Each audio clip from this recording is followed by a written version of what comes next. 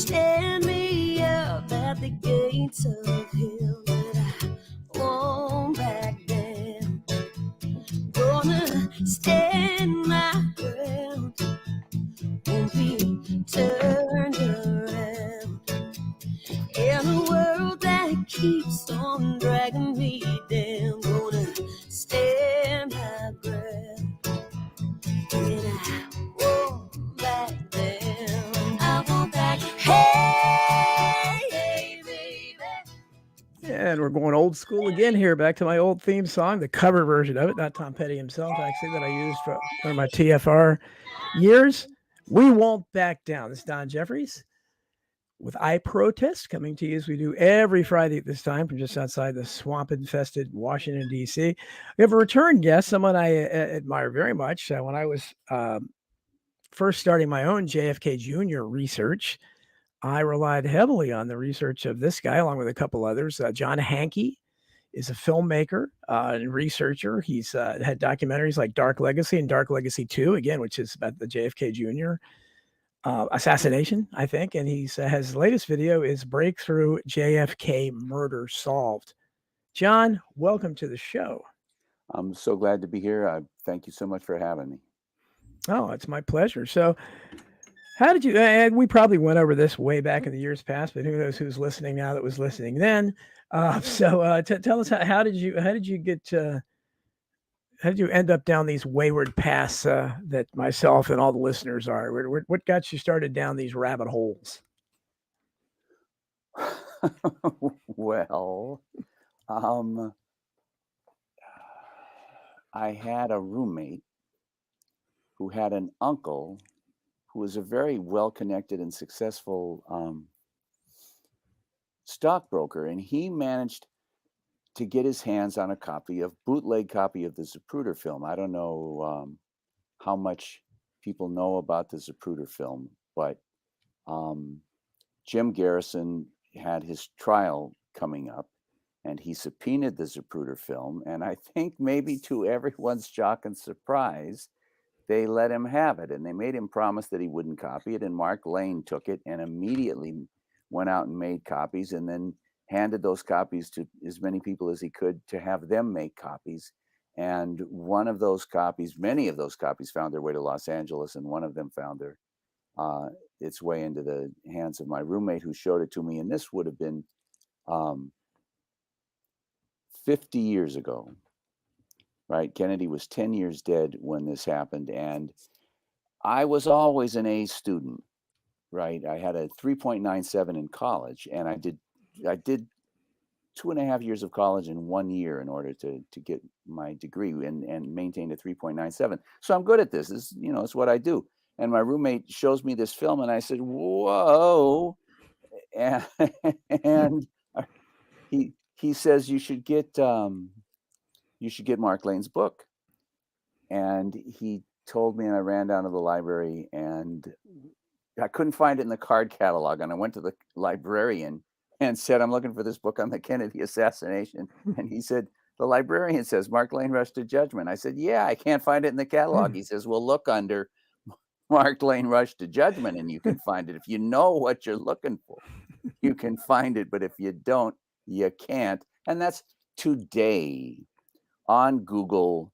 If you know exactly the name of this film, and if you go to my channel, if you go to the John Hankey YouTube channel, you can find it. If you type in anything else, and it will never come up in a billion years. And my first two documentaries, right?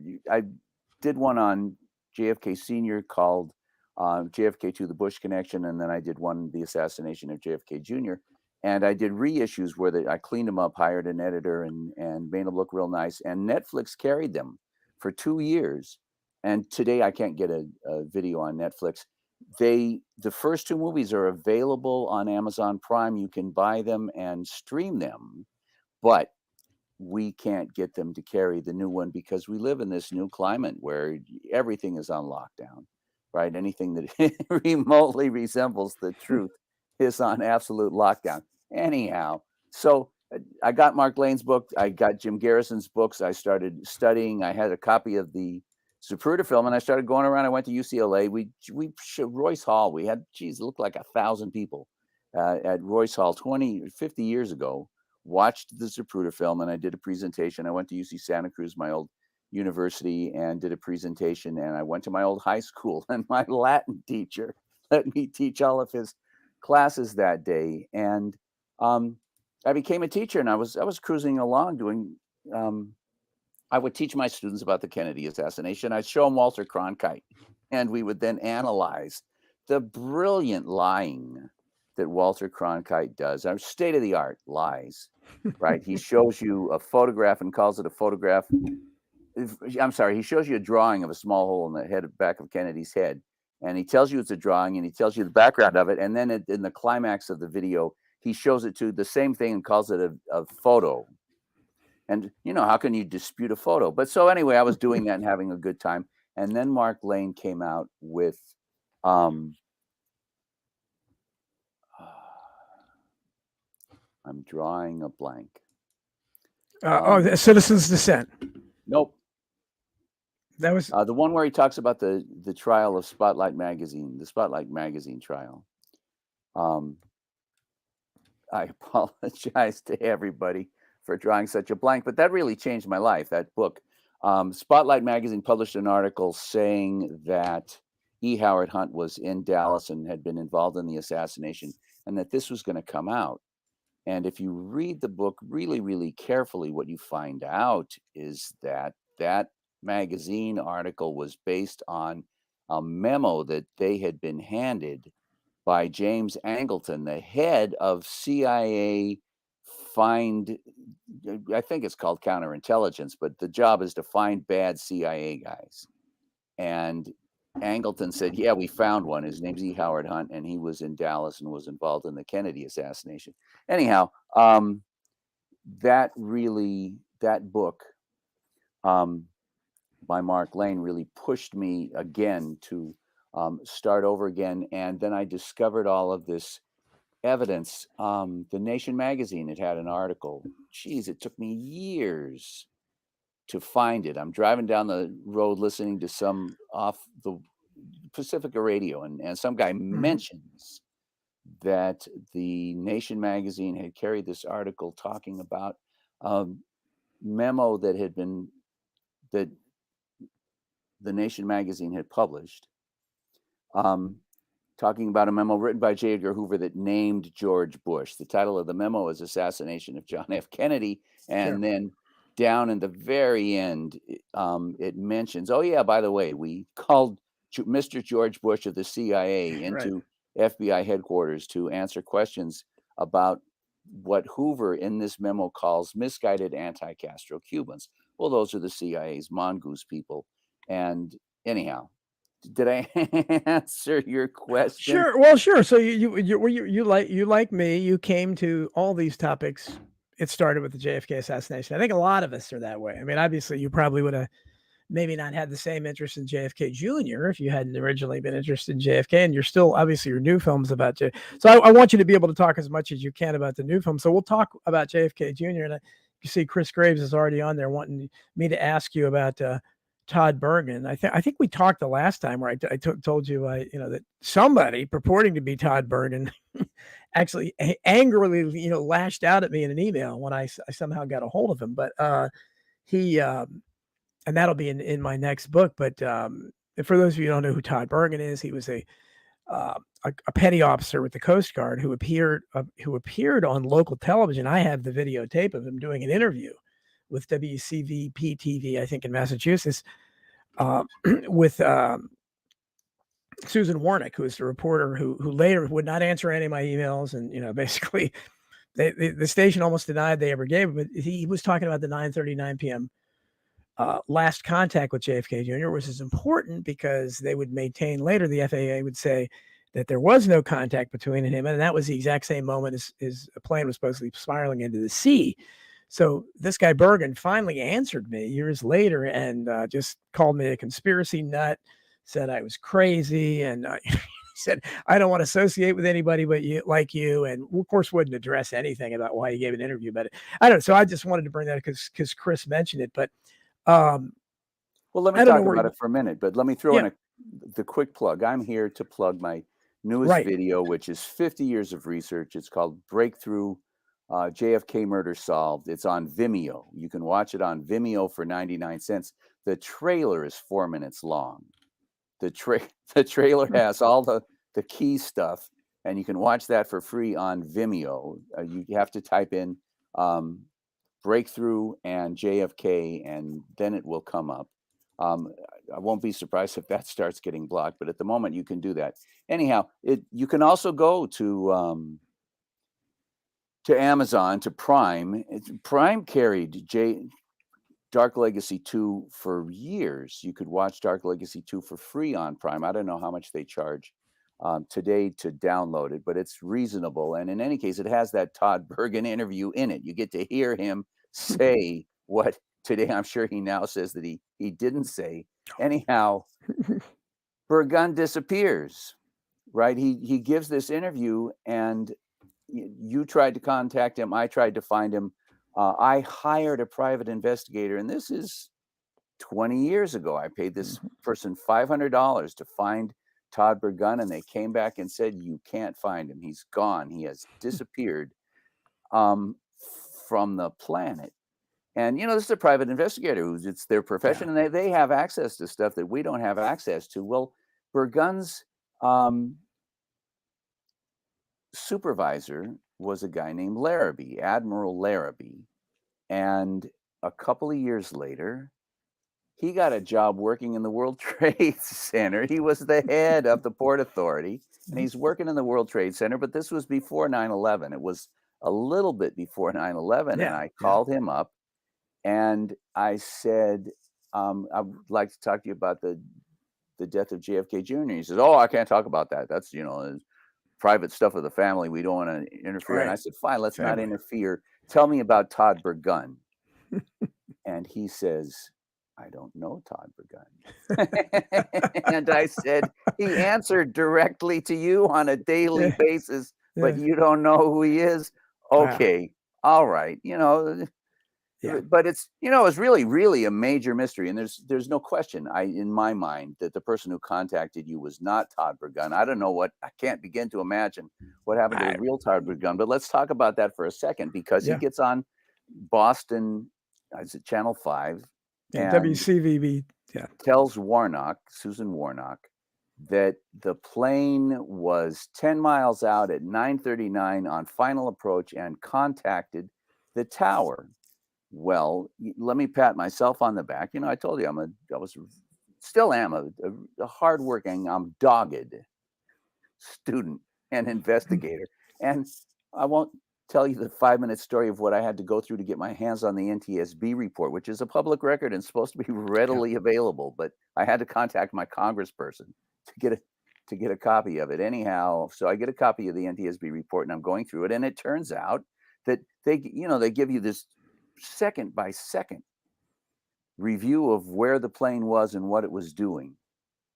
And at 9:39, it was 10 miles off the coast of Martha's Vineyard. And a few seconds before that, 30 seconds before that, it was at 5,000 feet. But a few seconds before that, it had been like at 4,500 feet. And then it went back up to 5,000, because when you're on final approach, when you hit 5,000, you have to contact the tower. The point is that all of this really crazy fine detail that this guy calling himself Todd Bergen gave in that news report that morning is completely confirmed, corroborated by the NTSB report. It was absolutely true. And the reason that all of this is important, I've had any number of people explain this to me, but I talked to the head of the California Coast Guard, among others. I talked to the guy who signed the NTSB report. I really, really, really went the 99.5 yards on this thing. I talked to a number of Kennedy's flight instructors, and all of them said that if you contact the tower, they put your plane has a thing on it called a transponder that emits a signal to the NTSB telling them who you are. And if you contact the tower, they put your discrete ID number into the system so that they know who you are. And it was that the guy who signed the NTSB report explained to me that at that point, if you descend below 200 feet anywhere but on the designated tarmac of the designated destination, it sets off an alarm at the FAA, and they're supposed to begin, a right red alarm, red alert level alarm looking into what's going on, that this plane has descended below 200 feet and it's not on its target tarmac. So the fact that Kennedy contacted the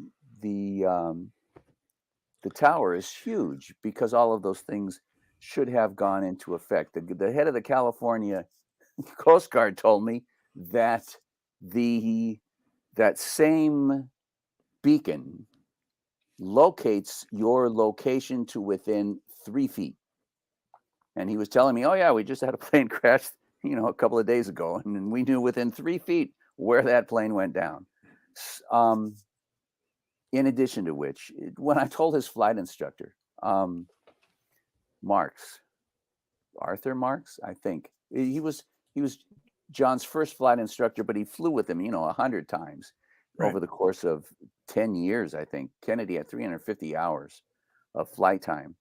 And when I told Marks that the Pentagon was saying that Kennedy had never contacted the FAA, he couldn't believe it. He was certain that must be a mistake, because he said this in his report to the NTSB, that Kennedy was the most careful flight instructor that he had ever, and the most careful pilot, the most meticulous and careful pilot that he had ever encountered. And he had to remonstrate him and tell him, look, relax, you're supposed to be enjoying this, right? The reason you're becoming a pilot is because it's supposed to be enjoyable. And he had to tell him that. So Arthur Marks is telling me that contacting the tower is absolutely the most fundamental safety procedure that you would do. And to him, it was absolutely unthinkable that Kennedy would fly and not contact the FAA, because if you do contact the FAA, then if there's some kind of, some big 747 gets into trouble and has to turn around and is flying into your area and you need to dodge it, they can tell you if you contact them. And suppose a storm, I don't know, in the Northeast, storms can come out of nowhere, right? From 0 to 120 in minutes. So that if a storm suddenly develops, they can contact you and tell you, hey, you need to get out of the way, or whatever. But so that the notion that Kennedy would not have contacted the flight following, it's called the FAA procedures, completely unthinkable. Well, obviously they went to a great deal. If you had his boss denying it existed, and I talked to Susan Warnick, Norman, Steve Sbracia, at first was very interested and said, yeah, something's fishy about all the JFK. And then later he changed. After I wrote Hidden History, he actually was interested in my book originally, but later he seems to have changed course and now believes all the nonsense about his recklessness and all that stuff. I don't really know why, but did you talk to Chris Graves, who does so much research for me? He talked to Marvin Buddy Wyatt, the last person to talk with JFK Jr. at Martha's Vineyard Airport. Do you know anything about him? Because supposedly something was going on there where he, later he was unavailable, and Chris was amazing that he got a hold of him, but he didn't have much to say. But what do you know about Marvin Buddy Wyatt? Nothing. What I know is I don't know anything about him, and I don't want to prejudge. But I do want to say that you got contacted by somebody claiming to be Todd Bergen. Well, it's Todd Bergen's email. I mean, it was a Todd Bergen email. Yeah, that he replied to. I was looking for Kennedy had, over the course of 10 years, had like 10 flight instructors. And the NTSB report goes into detail on each one of them, and contacted each one of them and got responses from each one of them. But one of them, a guy named Josh Kallenberg, they couldn't locate. And the same private investigator that I hired, I also gave her that name, and she came back to me and said his record was the strangest thing that she had ever seen. That's what she said to me. She said it was like finding a footprint in the middle of the beach. with nothing leading up and nothing leading away. She found one document having to do with being a pilot, but none of, there should have been 30 other documents leading up to that document and 30 documents leading away from it. And, like I'm saying, private eyes have access to all sorts of stuff that we don't have access to. And she couldn't find anything on him. And then she told me that he was living across the street from me and encouraged me to go over and see him. And I said, no, thank you very much. But then he turns up. I saw an internet video, right, a YouTube video or something by someone claiming to be him, and I don't believe that it's him. And I think, I didn't go across the street because I felt like it was a trap. Anyway, Well, yeah. anyway, I mean, yeah, it's certainly reason to fear. I mean, I kind of forget the name of the guy now, but Dylan Avery, who's been on my show, the director of Loose Change, he hired a private investigator to track down the family of a witness that died very mysteriously that heard explosions in Building 7. And the private investigator came back to him and resigned and said, "Never call me again." So, I mean, this could be scary stuff, Yeah. Well, I've been getting a lot of that with my latest JFK video. People telling me, don't talk to me anymore. Well, I'm looking at something that says Bill Cooper got WCVB footage. Well, the footage is in my video, and it's readily, if you Google somebody sent it to me too. Yep. John DiNardo got it, right, and he sent it to both of us. Well, no, actually a guy named Scott Myers, who was a JFK assassination guy who's kind of vanished, but back then he was very interested. He was on one TV program that they did about JFK Jr., where they actually raised a few I can't remember the name of the program. It wasn't on very long, but he sent me and thank goodness that guys like that taped it originally, because when researchers later tried to get footage from those radio stations, all references, and there were a lot of them, to the 9:39 p.m. phone call were excised out. When I contacted Chet Curtis, who's since deceased, he was the anchor during most, and he mentioned the 9:39 p.m. phone call over and over again. Oh, no and kidding. he told me he didn't remember anything about it. Okay. He mentioned it over and over to say that he didn't remember anything about it. So, okay. DiNardo managed to get a tape from the guys who were in charge of keeping the records, and he paid for it, and they sent it to him, and that segment had been excised, and he went down there and said, "Look, I paid for this. You have to give it to me." And the guy looks around, and nobody's looking over his shoulder, so he gave him 5 VHS videotapes, and DiNardo sent them all to me. But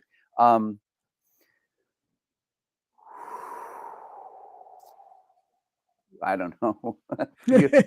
Shall we talk about my new video? Yeah, let's talk about that. We'll get back to JFK Jr. if we have time later. So talk about, give us the title again and tell us what are you talking about in this? It's been almost 60 years now, but what do you discuss in the film?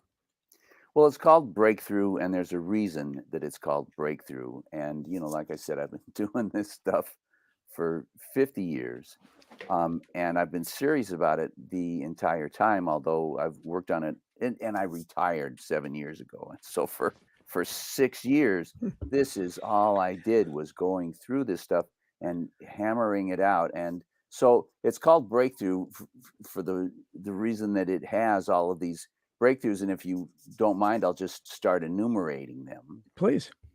But so one of the major breakthroughs is the discovery that the Zapruder film has been altered. And, I don't know, there have been a number of people who have made that allegation with more and less evidence, but I don't remember the name. And I do want to say that I don't take credit for being the first guy to start collecting the witnesses who said that the limousine stopped in front of the grassy knoll. Yes. And some guy went and got a hold of all 4 motorcycle cops and talked to them, managed to win their confidence. And, all of these guys are senior citizens and figuring that they don't have too much life. If they're alive still, yeah. Well, Fletcher Prouty, I assume lots and lots of people in your movie know who Fletcher Prouty is. Sure, and I'll say this, Fletcher, because he'll come up in a minute anyhow. But Fletcher Prouty is Mr. X from the movie JFK. Yes. And he was the highest ranking CIA guy at the Pentagon. And his job right? The CIA is not supposed to be at the Pentagon. He wasn't the highest ranking guy in the CIA, but he was in charge of getting the military to supply weapons to CIA covert operations. And so he's in the movie JFK, and he lived his life without saying peep. And then he had a massive heart attack, and they thought he was going to die. And they told him that they thought he was going to die. And he got to think about that for a long time. And then he didn't. He lived for at least another 5 years and maybe another 10 years. And during that time, he figured he had been handed this time for some reason. And it must be so that he could reveal all the stuff that he knew. And so he started revealing all of the stuff that he knew. And I'm rather under the impression that these 4 motorcycle cops were probably feeling similarly much more loose-lipped than they had been immediately after the assassination. And one of them describes as how they all describe how the limousine stopped in front of the grassy knoll. And one of them talks about how one of the cops got off his motorcycle and ran between the limousine and the Cheney, the Secret Service car, and then ran back. Senator Yarborough did 2 things. First of all, he wrote a very, very, very angry Warren Commission affidavit. Yeah. Furious at the Secret Service that they could have done such a miserable job, and how they stopped the limousine in front of the grassy knoll. He says this in his Warren Commission affidavit. And then he went on Geraldo, and on Geraldo, he describes it as 6 seconds.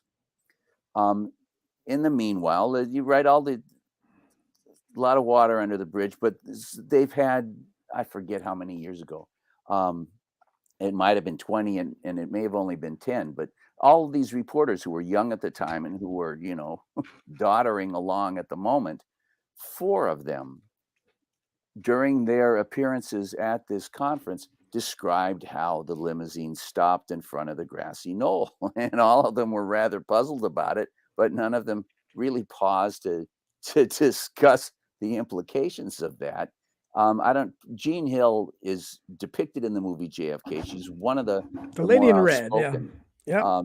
one of the more outspoken witnesses who was standing on the grass median across from the grassy knoll. And Malcolm Summers was on the grass strip in front of the grassy knoll. And both of them are on video. In my video, you get to see and hear both of them say that the limousine stopped in front of the grassy knoll. Police Chief Curry's wife, in her affidavit to the Warren Commission, says that the limousine stopped in front of the grassy knoll. Well, if you watch the Zapruder film, there's nothing remotely resembling that.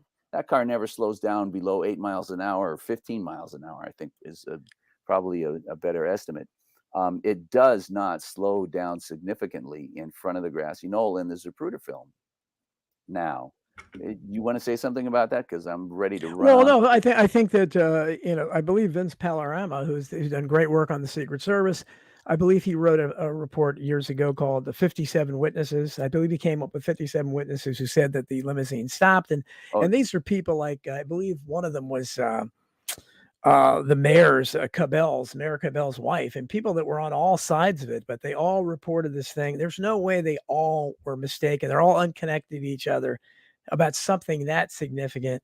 Clearly something went on. And that's really the main reason I think that people think the Zapruder film was altered, because on the surface of it, the Zapruder film is what you described it earlier, drew most of us to conspiracy, because his head goes backwards, obviously. And you're saying, well, how could Oswald have shot him from behind? His head is flying backwards with ferocious, force. So, but I don't know if they did that just to cause controversy. But yeah, and you can probably talk about the provenance of the Zapruder film and how there's lots of questions about it and so forth. Well, let me interrupt you for a second. I'm looking and seeing that somebody said something about Spotlight Magazine and Mark. Yeah, I was going to say, address that. Plausible Denial.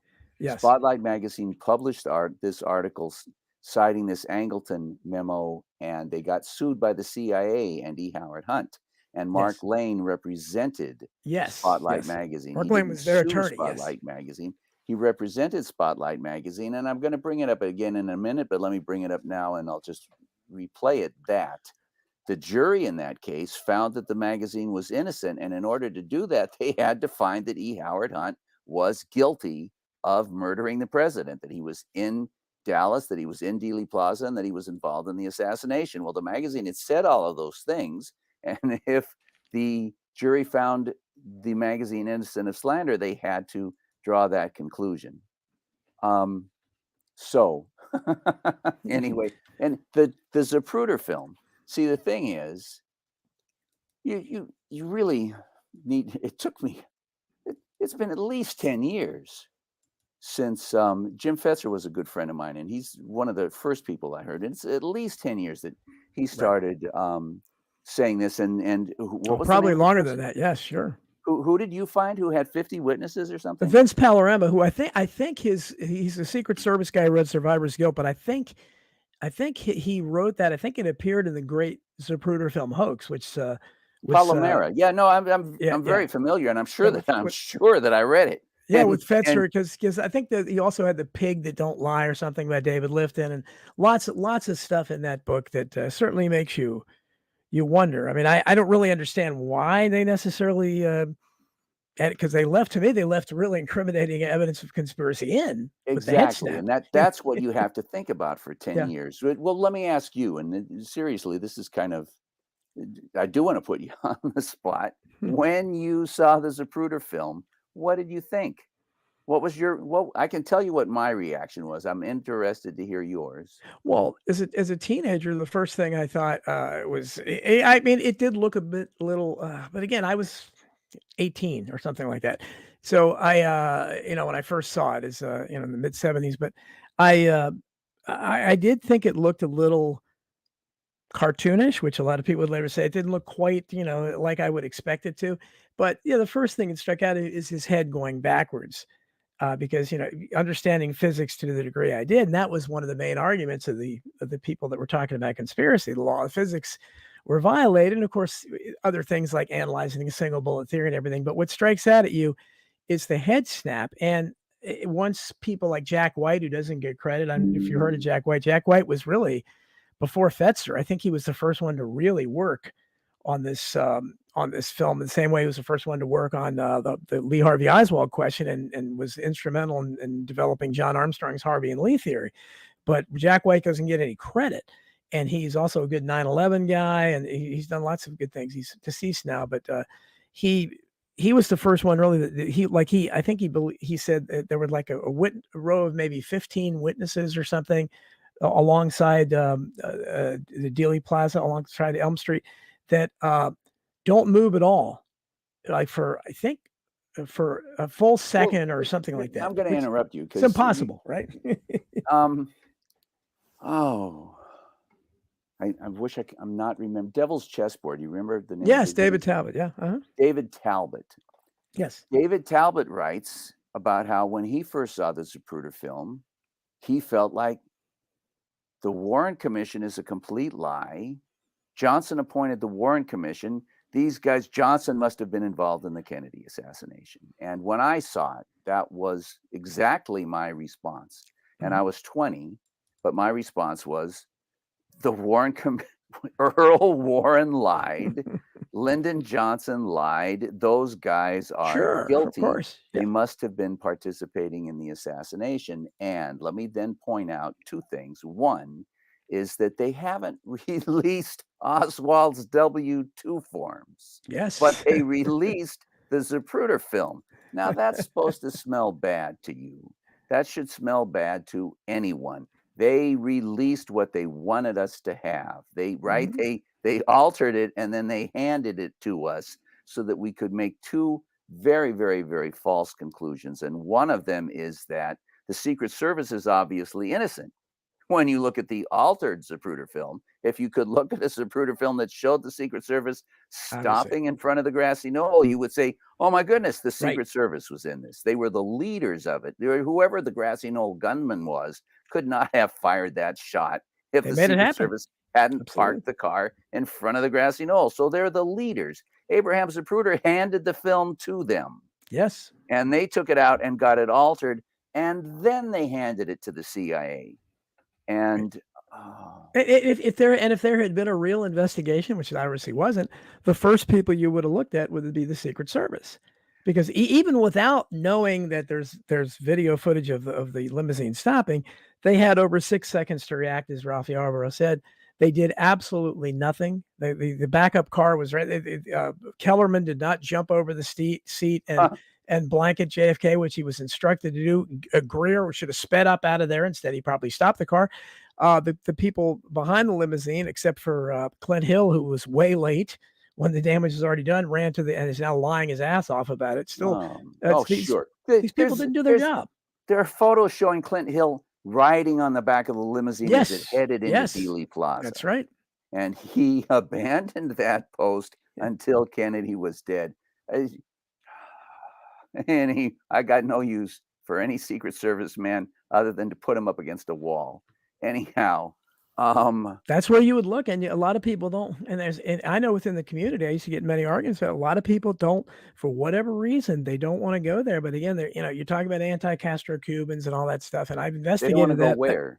They don't want to go to the Secret Service for whatever reason. They want to. They feel like they did. They didn't do anything, let alone their best. we have to get beyond not being.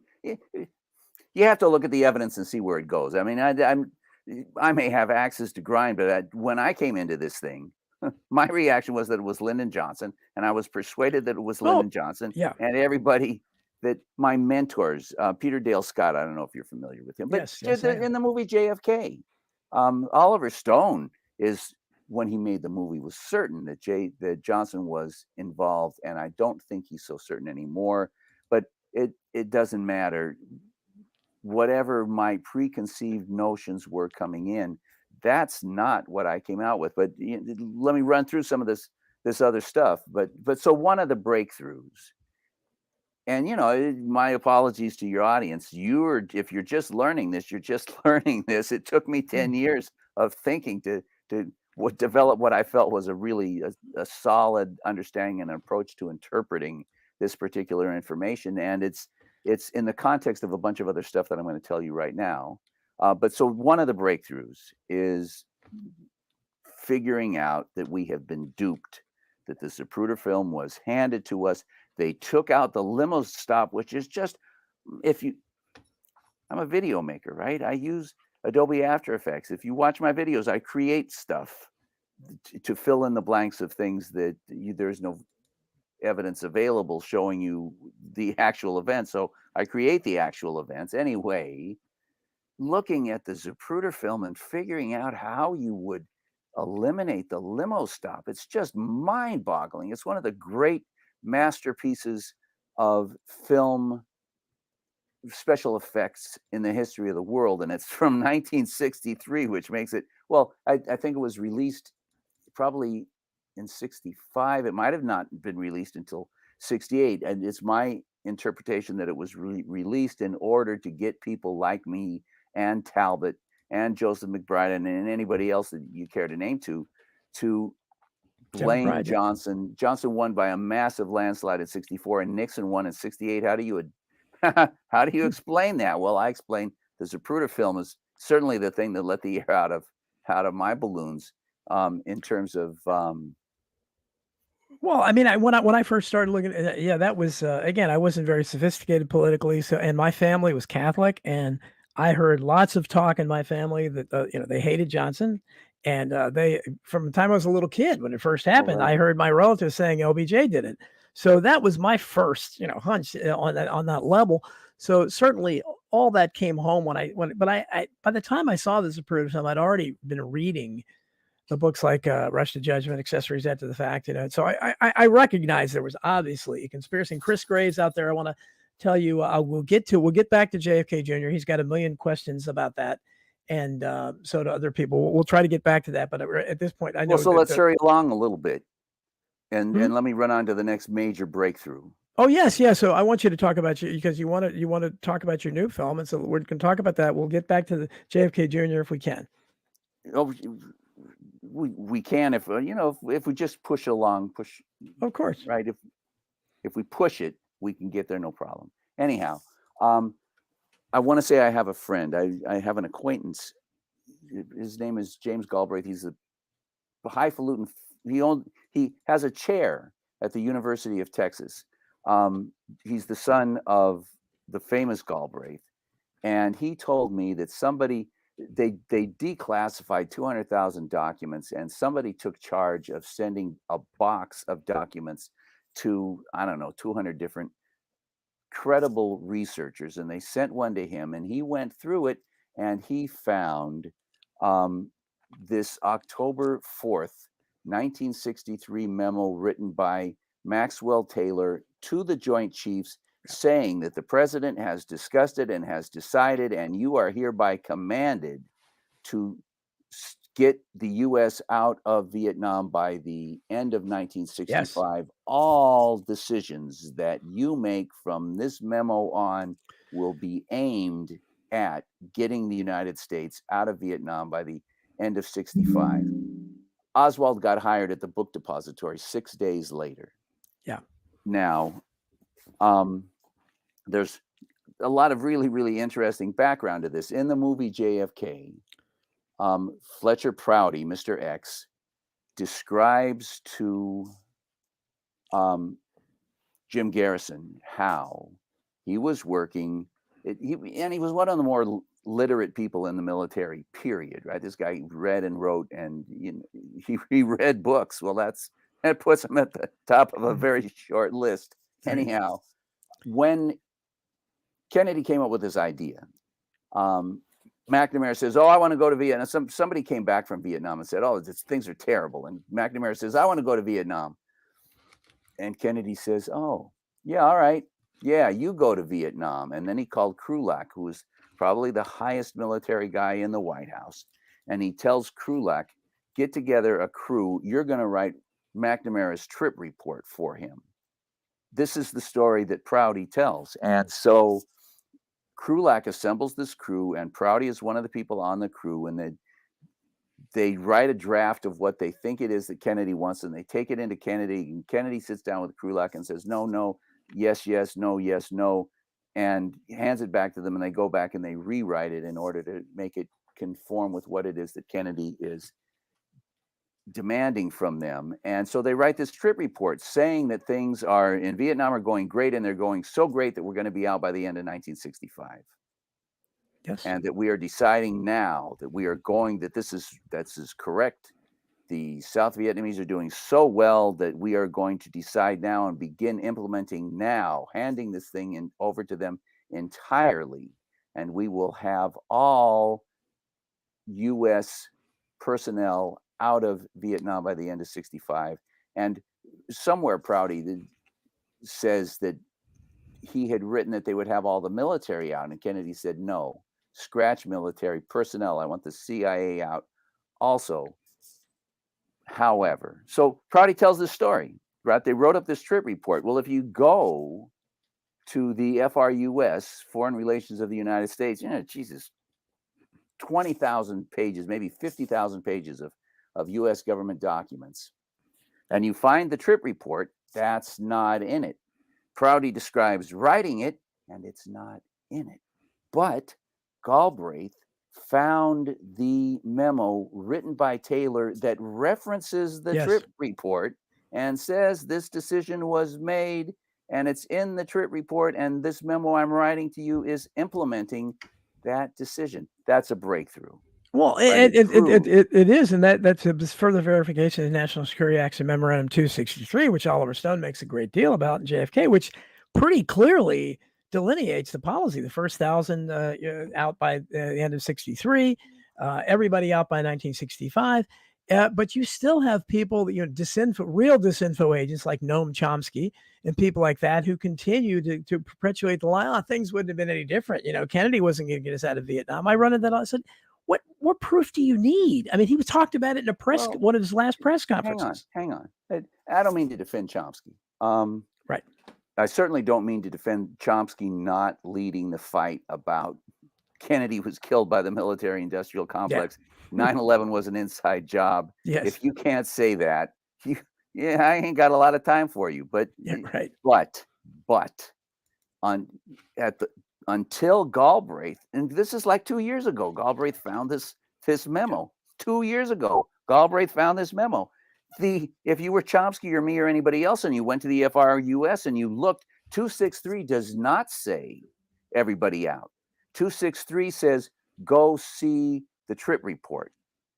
That's what 263 says. And when you go see the trip report doesn't say what Prouty says he wrote there, and the trip report doesn't say what Taylor in this memo that Galbraith found says. So that's freaking huge.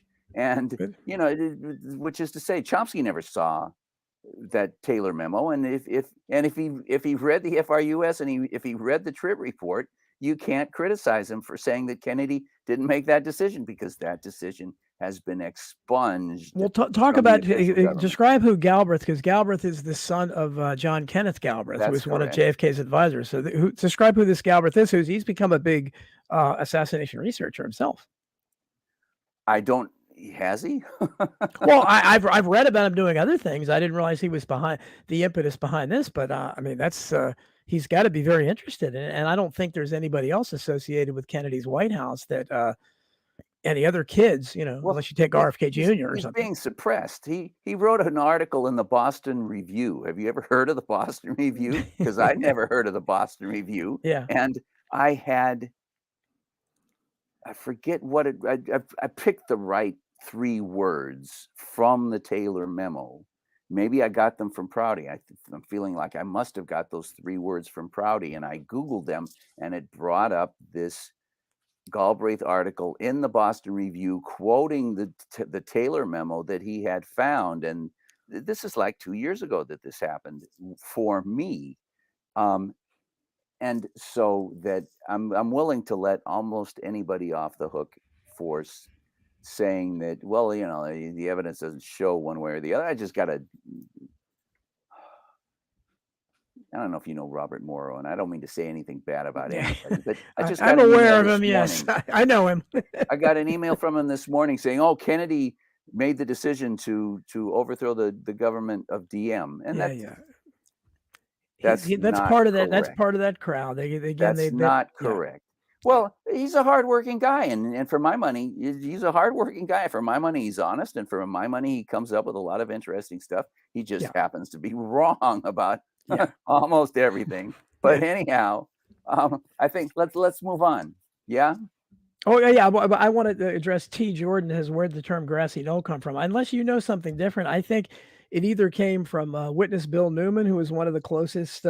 And he said it was up on that knoll deer there or something when he was testifying, or Billy Nolan Lovelady, who has been a figure of controversy because he looked a lot like Oswald. And there's a figure in the Altons doorway that some people thought was Oswald, but some people think is Lovelady. I think he might have been the first one to call it the grassy knoll, but at any rate, it's gone down in history now. Mark Lane says that he was interviewing one of the witnesses, and that person used the term grassy knoll, and so he repeated it. Yeah, you know, it's not that unusual an expression. That might not be the only source for it, but I can tell you that the book Rush to Judgment has that description in it. But so moving right along, yes. Yeah, so that's okay. So he's so the third breakthrough. Yeah, third breakthrough. Yeah, go ahead. Talk about it. Okay. So the first breakthrough is that the Zapruder film, that the limo stopped and the Zapruder film was given to us. It's psychological warfare being waged against your poor little head and mine by the military-industrial complex with this piece of fraudulent material, the Zapruder film. The second breakthrough is that the McNamara trip report, which will be featured prominently in any remotely detailed scholarly book about Kennedy and Vietnam, is a fraud. That it does not show that Kennedy had made this decision to get the U.S. out. And you can't get that decision out of 263. You could only get it out of an authentic trip report. Prouty says he put it in the trip report, and it's not there. But Galbraith found the memo that quotes. So you're saying the trip report was edited by someone? They just took like they edited a lot of the Warren Commission testimony. They just took it out, and the FBI. No, it's a fraud. They got out whiteout, and they whited out the part that says all Right. personnel out by the end of 65. And then they cut a piece of paper and typed on it and put it on there. And it's a fraud. As the Zapruder film is a fraud, the Tripp report is a fraud. It's psychological warfare being waged against the consciousness of the entire population of the planet, for that matter, eh? Anyhow, I want to move on to the perps.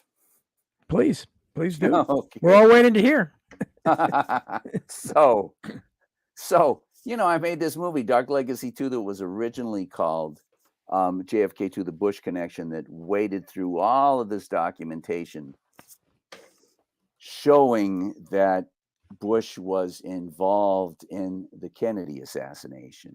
And the focusing center, the centerpiece of that movie is the Hoover memo written by J. Edgar Hoover, I think 5 days after the assassination, signed by J. Edgar Hoover, that says that they called Bush into it. It says this information was relayed by and I forget the guy's name, he's the number 2 guy at FBI, to Mr. George Bush of the CIA. Well, if it doesn't say telephonically, it was relayed in person. If the FBI talks to somebody on the phone, they say telephonically. Well, it doesn't say telephonically. So they must have called him into the FBI headquarters, because if you want to find the number 2 guy in the FBI, that's where you got to go. And he says he told Bush about how they had investigated Bush's people, I think virtually all of whom say that Bush was involved in Operation Mongoose, that he was in the head of hiring. You can find any number of sources saying that George Bush was doing that. But here is a memo signed by J. Edgar Hoover naming Bush. If they called Bush into FBI headquarters to give him a report on the CIA's misguided anti-Castro Cubans, otherwise known as Operation Mongoose, they must, you don't call up the CIA and say, send somebody who doesn't know anything about this stuff.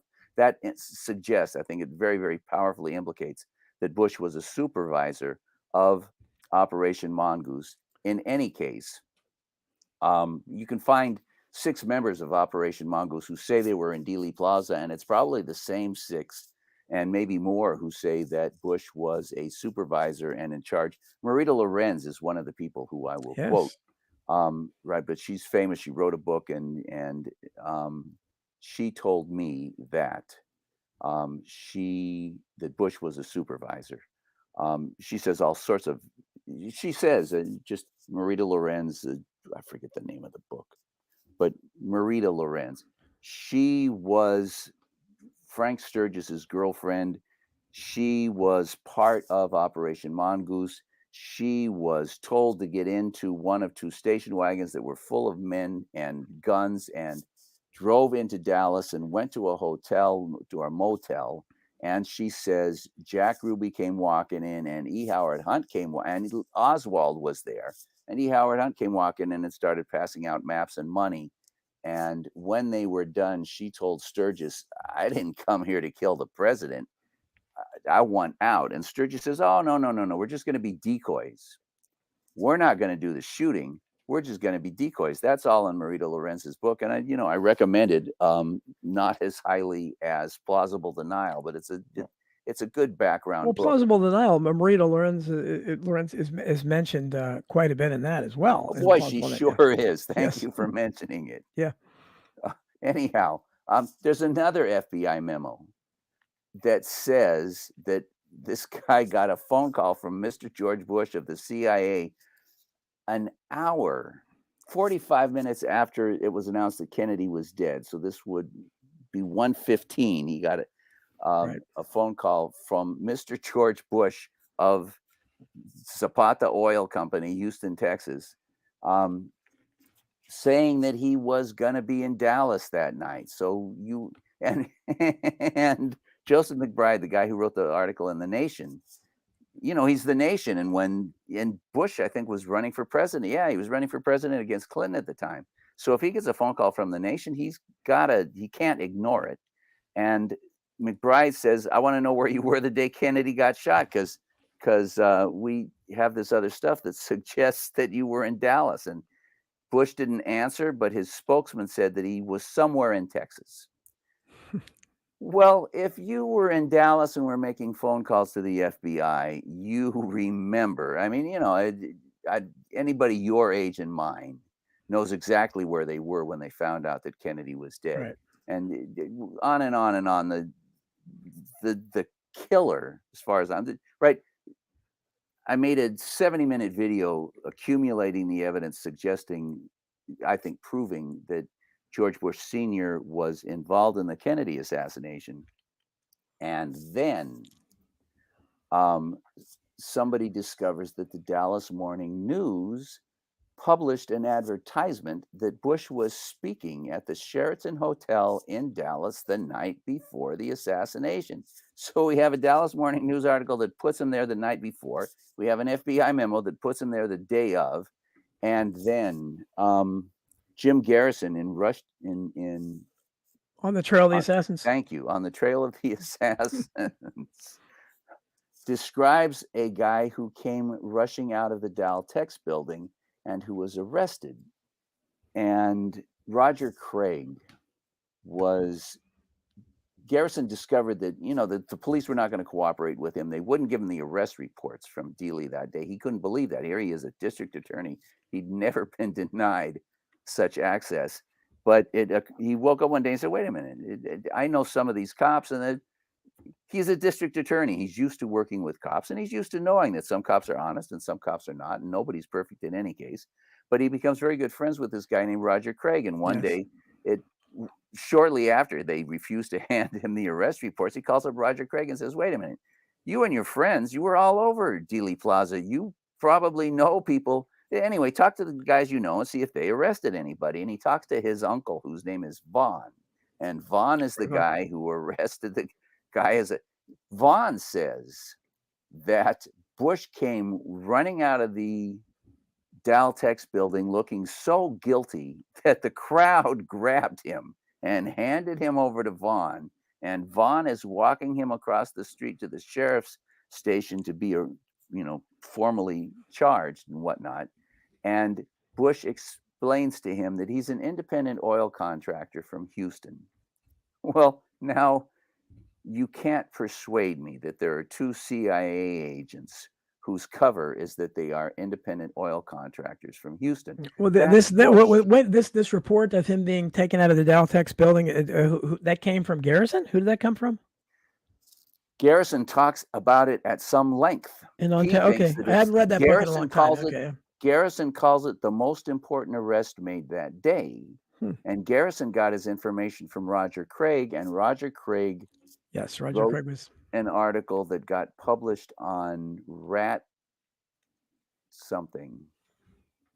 Anyway, if you type in Roger Craig. Well, Roger Craig, I mean, I've had Roger Craig Jr. on my show a couple of times. Steve Cameron has worked with him, and he finally published Roger's unpublished manuscript, When They Kill a President. I wrote the preface to it. Gary Shaw wrote the foreword.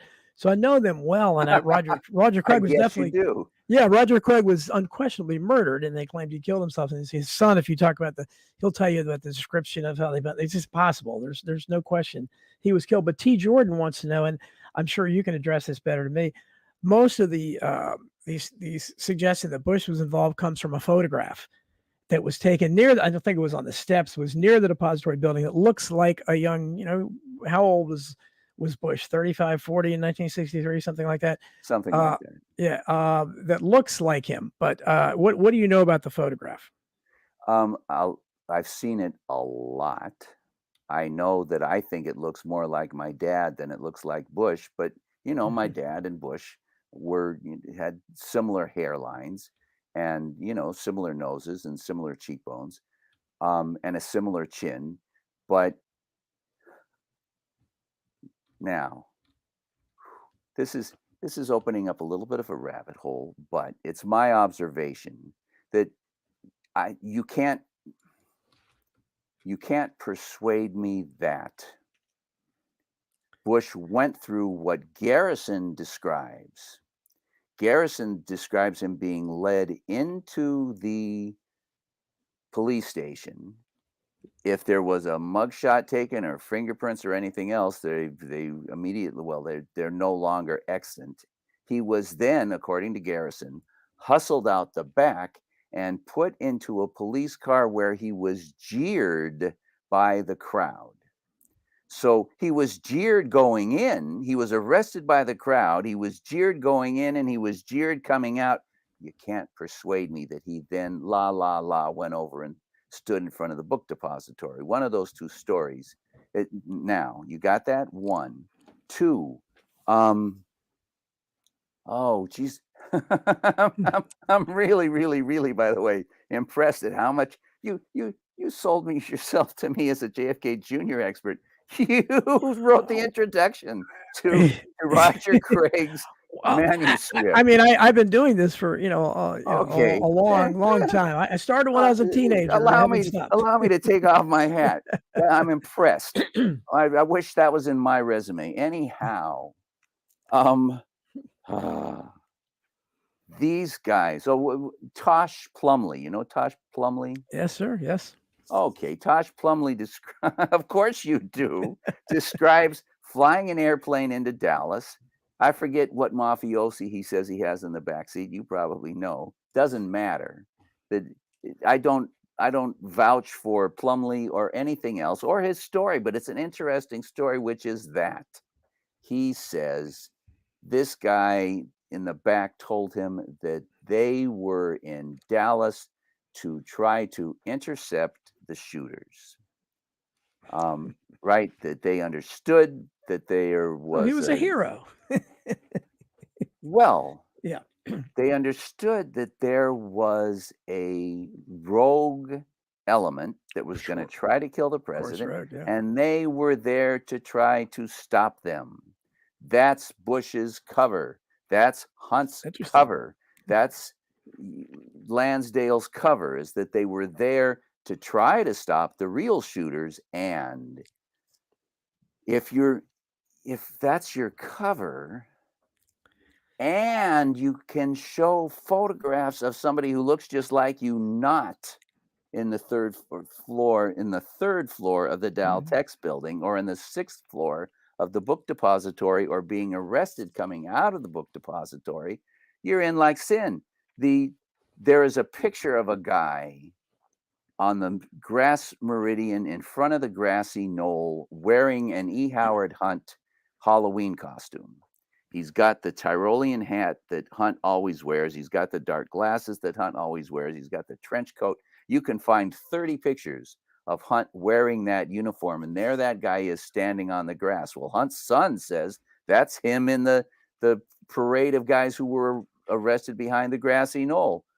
Jack Anderson says his video analysis shows that's Hunt in that picture. Jesus Angleton says he was there as a participant in the assassination, not in trying to stop it. So that guy on the grass meridian is a double. And I'm inclined to think then, based on that Bush had a double standing in front of the book depository. Well, I just want to, because with the Bush thing, I'm certainly no fan of Bush. Read my book, Hidden History, and I talked about horrible things that he did. Certainly no fan of the Bush crime family. But why would he? First of all, it seems like, unless we just don't know what his meteoric rise was up in the CIA, because he served one term in Congress later, and then pops up as the CIA director.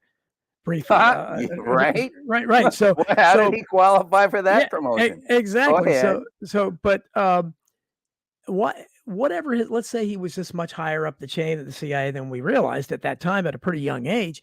Why would he be in the 3rd floor of a Dow? Why would he be on the spot like that? I would think they'd want to remove people who were. Was he? I certainly wasn't a shooter. Somebody messaged here that Bush couldn't hit the bright side of a barn. Well, that would be, that would be incredible if Bush was one of the gunmen. But what was he doing on that? Was he like personally supervising an assassin? Well, you didn't watch my movie. No, I haven't had a chance to watch it. That's okay. But please do, because I will. That's a really important question, and it's what I assumed. When I made Dark Legacy, the first one, when I made JFK to the Bush Connection, I assumed that Bush was involved as a supervisor. But in Dark Legacy and JFK to the Bush Connection, There's a documentation of 14 shots from behind that missed. Oh, so the guy shooting from behind was not a marksman, apparently, and the guys shooting from behind were apparently not marksmen. A, B. I taught English and history for LA Unified, and I taught in the most economically disadvantaged disadvantaged schools in Los Angeles, which is saying a mouthful. Right, there are some very, very, very, very severely economically disadvantaged schools in the LA Unified System, and I taught at the poorest of them. And I had students who were the captain of the debate team was a gangster.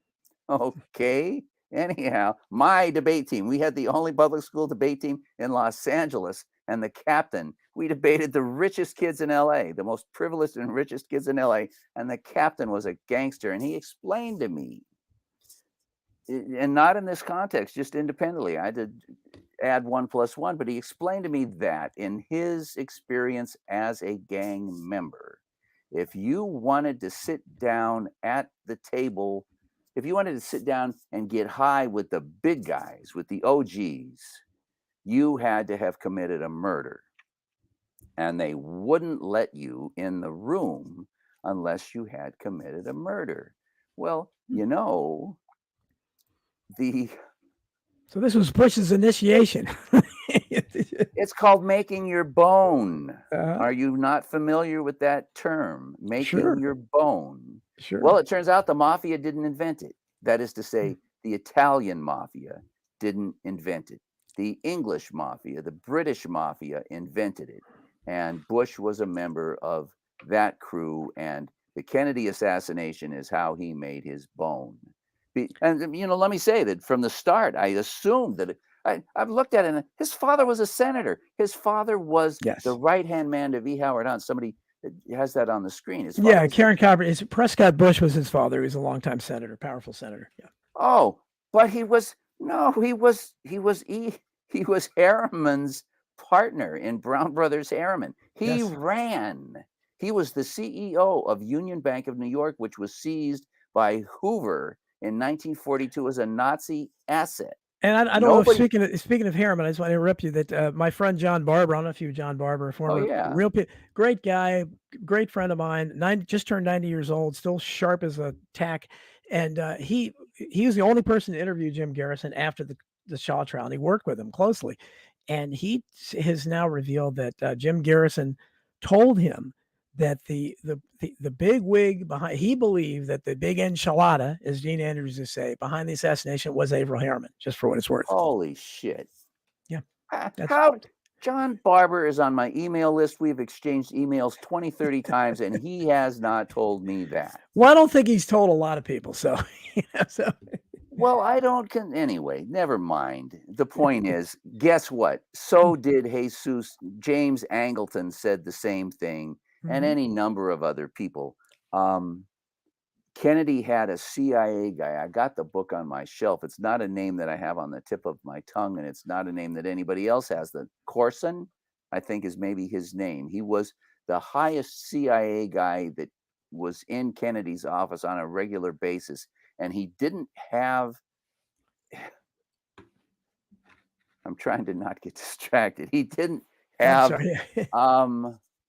What was I talking about? Well, there's a couple people I wanted to wait. There's, people keep asking about the Umbrella Man, who has been was not Stephen Witt. I can tell you We're not going to talk about that. We don't have time. Yeah, we don't have time to talk about the Umbrella Man. He was one of the Cubans for sure. He was a member of Operation Mongoose. Oh, wait. And his job was to signal, here comes the limousine. Right, exactly. That was his job, was to announce to the shooters, here it comes. Jim Mars discovered, and you can see it in the Zapruder film, that they painted a yellow spot on the curb and told the shooters 3 shots. When the limo gets to the first yellow spot, you shoot. When it gets to the second yellow spot, you shoot again. When it gets to the third yellow spot, you shoot again. And that's how we make it sound like. Well, it wasn't stopping the rain. It was a sunny day. So I'm sorry. He wasn't stopping the rain. It was a sunny day. So. Yes, he was signaling to the shooters, this is Kennedy's car. It's not Cabell. It's not Curry. It's not Senator so-and-so. This is Kennedy's car. Get your finger on the trigger. But I got distracted. What were we talking about? Kennedy, I Bush don't know making that, his but I bone? know you want to. Yeah, I think we were talking about Harriman and then went to something else. I think, but Oh, Harriman, right? yeah. That's what we were talking about. Corson Yes. told it. It's in one of my books by one of my what I consider reliable sources. Told Kennedy that Harriman and Lodge murdered DM. And I have no doubt that was the case. I'll tell you what else. And it's not like, anyway, this is a really, really fundamental and important and absolutely not known fact, which is, but, I read thousands of documents from this period of these meetings where these guys are talking about all this stuff back and forth, back and forth, back and forth, back and forth. And it was very, very, very clear a couple of things. One is that if you murdered DM, then what were you going to do? Because all the generals were scumbags and were regarded as were regarded as scumbags by the Vietnamese people. And you're going to make one of them without an election. You're going to put one of them in charge of the government, and that's going to be more popular than DM. Maybe not. The reason that Lodge and Harriman murdered DM is that there were all of these reports that DM was negotiating with Ho. And I don't think there can be any question that DM was negotiating with Ho because Kennedy told him, we're getting out. And if we're going to be out by the end of 65. Now, if you got any brains at all, you go to Ho and you tell Ho that you will order us to be out by 65 if he will give you, a position in the new government. And so DM was doing that. And there were all these reports coming in saying, DM's doing that, DM's doing that, DM's doing that. And Kennedy would sit there and say, okay, all right, okay. And let's talk about the Voting Rights Act. Kennedy did not respond in any way that any of these reports should be considered to have any substance whatsoever. Anyhow, so I want to move on to the killers. Yes, please do. We all want to know that. So we've identified Bush. As much as one would be inclined to think that he wouldn't be there, he was a terrible shot. Well, that's what the evidence shows, is that he was a terrible shot. Kennedy was not hit from behind. David Lifton thinks that the bullet wound that Kennedy supposedly had in his back was a fake. Right. Yes. Which means that he didn't get hit from behind, which means there were 14 shots at least that missed. Those 14 shots that we know about that missed. And he was making his bone and he blah, blah. Let's move on to E. Howard Hunt. Yeah. Now, I don't know what people know about E. Howard Hunt. He was the head of the Watergate burglars. And as the head of the Watergate burglars, he did a hit on Richard Nixon. The Watergate break-in was planned and carried out in order to bring down Nixon because Nixon was trying to act like president and pretend like he had some say-so about the decisions that were being made. He sent his lawyer to the head of Eastern Airlines, which was a Rockefeller firm at the time, and demanded $1 million in cash. And they said, oh, no. He's got to go. Anyway, Hunt's son, as I mentioned, has ID'd him in the photos of the tramps. Jack Anderson hired this high-level, the 3M subsidiary, to analyze the film, the pictures of the tramps, and 3M said, yep, that's Hunt. Like I said, Jesus Angleton, the head of counterintelligence, wrote this memo saying that was Hunt.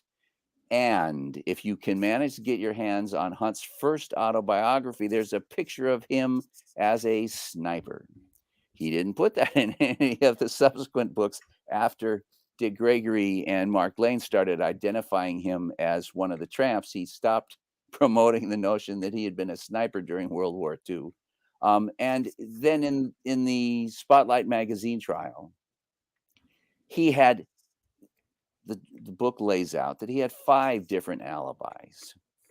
And as I mentioned, based, I'm sure, largely on his 5 alibis and the testimony of Marita Lorenz, the jury found that he was guilty. Essentially, they had to. What now? So I'm going to just roll along if nobody minds. Do you mind? Keep going. Okay, David Morales. There's a book called RFK Must Die, Yes. and it has Robert Blair interviews. Kaiser. Yep. I'm sorry? Robert Blair Kaiser. Yep. That I wasn't think it's a wasn't that? Scottish guy. Okay, maybe I'm thinking of something else. Okay, sorry about that. Go ahead. Shane O'Sullivan. Oh, Shane was, yes, of course. I know Shane. Yes, filmmaker too. You Yeah. do know Shane. Yes, yes. You and I are going to have to talk anyway. he and I have some stuff we need to share. Anyway, David Morales, Shane O'Sullivan in his movie RFK Must Die interviews Morales' two closest associates. One of his is his lifelong best friend, and the other one is his end of life business partner. And both of them spent a lot of time with him and knew him very, very well. And both of them described the same incident where they're with him and he's very drunk. And he says that we killed that son of a bitch in Dallas. And he says something about Bobby as well. It's less clear what he says about Bobby. But they both came away with a very, very clear impression that he had been involved in certainly the assassination of John Kennedy Sr. and probably the assassination of Robert Kennedy. Let's see, is there anything else to say about him? Yeah, well, he got subpoenaed to testify in front of the Senate committee investigating the Kennedy assassination, and he went to Washington and he had dinner, went out for drinks with some of his CIA pals, and was dead 12 hours later. And he flew back to Texas to his home, and his friend is in this video, Shane O'Sullivan video, describing how furious he was that it took the ambulance 5 hours to get there when they called him and said, this guy's dying, he needs help. But his friend also describes how he says that he had drinks with his CIA buddies and he had been feeling badly ever since. Moving right along, Ed Lansdale you can find the documents. Ed Lansdale was the head of Operation Mongoose. Some people in your audience will be familiar with Operation Northwoods. Lansdale wrote Operation Northwoods. He was, if you look at the title of the guy who wrote it, his name isn't on it, but that's his title. And for those of you who aren't familiar, Operation Northwoods was a really insane plan. And for those of you who poo-poo Sandy Hook and Boston Bombing, all the people that speculated about those events, that was pretty much what they were speculating then. They were creating a false impression that Cuba was committing all these crimes. And I think the plane crashes and murders, it was kind of unclear how many would be fake and how many would be real. But the whole thing was to try to create the impression. You can Google it and read it. Yeah. It's very explicit. Yeah. They suggested the memo, Operation Northwoods, suggests that they should get a plane full of students and fly it over Cuba and shoot it down and blame it on the Cubans and use it to justify an invasion of Cuba. They say that, well, maybe we should have the students get on a plane and then divert that plane and then take another plane. So it's much more relevant to 9/11 than it is to anything else. And that's, I think, the context that it belongs in. In any case, Lansdale was the head of Operation Mongoose. And there's, I'm telling you, I went through these thousands and thousands of pages of FRUS, and it's in there in black and white. Lansdale is the head of Operation Mongoose. That means, well, Hunt is involved in Operation Mongoose. Everybody knows that, right? He was one of the officers at the Bay of Pigs. He will tell you about his involvement in Operation Mongoose. All of these people in Mongoose say that Bush was involved in Mongoose, and Lansdale. Oh, wait, hang on. Two things. Lansdale was the head of Mongoose, and Prouty. We all know who Fletcher Prouty is by now, I hope. Prouty sees a picture of this guy walking along down the street in Dallas, and he's walking right by the tramps who have been arrested. Yes. And Prouty looks at that and says, OMG, that's Lansdale. And Lansdale had a very large class ring. He had a very distinct stoop. He had a very distinct haircut that he never changed and always wore the same haircut. And Prouty sends copies of this photo to Krulak and says, this photo was taken in Dallas shortly after the assassination. Do you recognize anybody in it? And Krulak says, OMG, of course, that's Lansdale, the haircut, the ring, the stoop, the way he's holding his left arm. Apparently he'd been injured, so he held his left arm in a peculiar and particular way. That's Lansdale. What was he doing in Dallas the day of the assassination, writes Krulak. Well, Krulak knew good and goddamn well what Lansdale was doing on the streets of Dallas, but he didn't write that. He just wrote the question, what was he doing on the streets of Dallas? But this is the highest ranking military guy in the White House. Krulak, I mean to say, is the highest ranking military guy in the White House. Prouty is the highest ranking CIA guy at the Pentagon. We're not fooling around here. This is really, really, really, really high level, high credibility stuff that says that Lansdale, the supervisor of Mongoose, was supervising these guys who were all on his Operation Mongoose team at the highest levels. Now, there's also video. It's in my video. I got it from NBC News or something. They published a DVD with their outtakes from the day of from Wright Dallas, the day of the Kennedy assassination. And somebody alerted me to it, and some Galbraith told me where I could find it. I sent Galbraith a still, and I believe that that's correct. And I sent it to Galbraith, and I said, "Do you recognize this guy?" And he says, "Oh, hell yeah, that's sorry, that's what's his name? Shackley.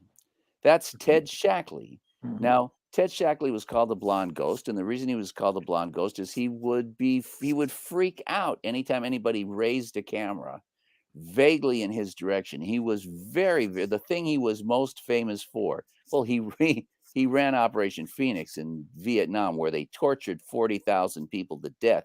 He should be famous for that, but he is more famous, obviously, it's a much less serious charge, of being just freakishly paranoid of cameras. And I have very little doubt that the reason he's freakishly paranoid of cameras is because if people knew what he looked like, they're liable to see this video of him being arrested outside the book depository. The narration says he's being arrested as a shooter outside the book depository. Now, I'm very open to the suggestion that the guy we're seeing arrested is a double. But if he's a double, he looks a hell of a lot more like Ted Shackley than the guy who's supposed to be Bush. Bush's double looks a lot like Bush. This guy looks he looks so much like Ted Shackley, you could never show it to anybody, in my experience. You can't show it to somebody who knows what Shackley looks like and not have them say, that's him. That's Shackley. Anyhow, the point is that, so you were asking, how could Bush, right, and very, very reasonably and laudably, it's a really, really intelligent question and natural question. What the hell would this son of a senator be doing? Hold on a second. Go, keep talking. I do something. Why would this guy have blood on his hands, right?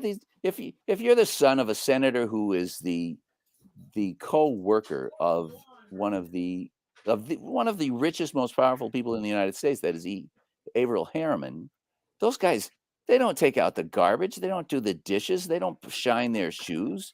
They don't vacuum the floor. They don't get their hands dirty. Sorry about that. They don't get their hands dirty. What the hell would he be doing in Dallas? And the answer, there's two answers. One is that he was making his bone. And the second one is that if you think about it for a split second, nobody who is a competent hitman is going to take that job. Anybody who is competent, is intelligent enough to be regarded as competent, is going to look at this assignment and say, well, you can't let me live. After you pay me to kill the president, you're going to have to kill me. I can figure that out. So they couldn't hire somebody. They couldn't hire somebody. They had to get men whose loyalty was so deep and unquestionable that if they told him, you take this rifle and you go up to that floor and you open the window and you lean out and you start firing and don't worry about it, because we got E. Howard Hunt on the grassy knoll and we got Greer driving the limousine, and he's going to park it in front of the grassy knoll, and that limousine ain't going nowhere until Kennedy's dead. There are people who say the driver turned around with a gun and shot Kennedy. Well, yeah, that's Kristen Nordona, and Bill I don't Cooper. find that remotely credible. Bill Cooper originally thought that as well, and I believe he ended up backing off on that later. Yeah, I mean those are. But having Bush as a gunman isn't that far removed from that. It's that would shock a lot of people. I'm sorry. What would? No, shock I said, a lot of people? but having George H.W. Bush as a gunman isn't that far removed from having the driver, because it's something that most people would find, wow, that's really out there. Well, and this is the world we live in, right? You have these wackadoodle conspiracy theorists, but the things that the wackadoodle conspiracy theorists are saying are not more wackadoodle than 9/11. They're not more wackadoodle than the notion that Bush would have been wielding a rifle in Dealey Plaza, go on to become the head of the CIA, and then become president of the United States. We live in a world where wackadoodle is normal. The thing is that you have to be evidence-based. Right. And as Mark Lane said in the original Rush to Judgment, he wrote in the introduction to that, he said, because the crime was never investigated, and it wasn't, you're providing fertile ground for speculation. And we got 60 years worth of speculation. That's all we can do. You said that before, that this crime wasn't investigated, and I disagree. I think the Warren Commission documents have, I think, 3 affidavits that say the limousine stopped. Oh, okay. Yeah. So. Right. The crime has been investigated, and it's been pretty well investigated. Oh my goodness. The FBI agents who interviewed Oswald when he came back from Russia are in the Warren Commission documents. And it's very, very, very, very, very, very clear that when Oswald came back from Russia, he was put on the FBI payroll. His job was to tell them, if you get contacted by the Russians, tell us. You're hired. You're going to get a monthly check. And all you got to do is, if you get contacted by the Russians, tell us. Angleton, somebody sent me this, and it's you got to watch 2 hours of the movie to get to this minor point. But somebody pointed out to me that if there was anybody in the country who was going to hire Oswald, it was Angleton, whose job is to catch Russians who come to the United States and claim to be defectors, but are in fact spies. And Oswald inexplicably gets taken by the hand by, come on. Dear Warrenshield? Yes, thank you. And escorted George de Warrenshield into the White Russian camp. His best buddy who dated Jack Kennedy's mother. Yes. Oh my God. Introduced to all of these white Russians, and he, has friendly conversations with all of these white Russians. Well, he's getting paid by the CIA and by the FBI.